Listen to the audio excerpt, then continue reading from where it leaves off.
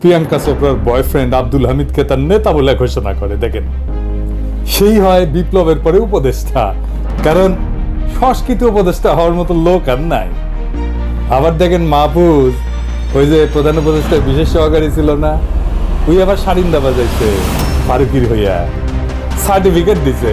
মনে হয় ফারুকিরা ওই ঢুকাইছে, তাছাড়া সার্টিফিকেট দিতে আগে আসে গা। নিশ্চয়ই কোনো বিশেষ কারণ আছে, বিশেষ উদ্দেশ্য আছে। উদ্দেশ্য হইতেছে মুজিব প্রেমীদের দিয়া ইন্ডিয়ান কালচারাল হেজিমনি আর আওয়ামী নটনটিদের পুনর্বাসন করা। আর মাহফুজ ওরা সার্টিফিকেট দিতেছে। এটা জায়গা দিবেন না, এটা জনতার সাথে, বিপ্লবের সাথে, শহীদদের জীবনের সাথে বিশ্বাসঘাতকতা। ওর জান কালা কালা করে দিবে।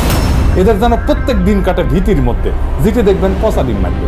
মোস্তফা সারোয়ার ফারুকিরে পচা ডিম কেমনি চিনতে হয় জানেন তো?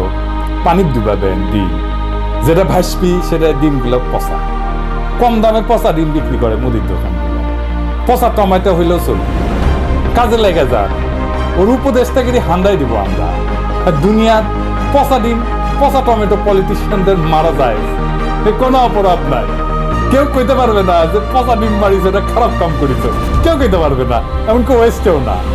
আরে আমাদের দেশে তো করে দিয়েছিল থাপ্পড়, প্রেসিডেন্ট হয়ে 3 মাসের জেল খাচ্ছে। পলিটিশিয়ানদের পচা ডিম, পচা টমেটো মারা যায়, মারবেন।